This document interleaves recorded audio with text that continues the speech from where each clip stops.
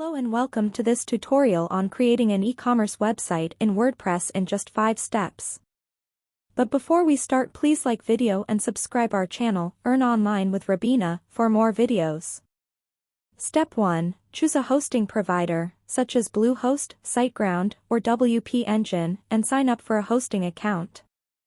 Step 2. Install WordPress using the one-click installation process offered by your hosting provider. Step 3. Choose an e-commerce plugin, such as WooCommerce or Easy Digital Downloads, and install it on your WordPress site. Step 4. Set up your products by adding descriptions, images, pricing information, and categorizing them.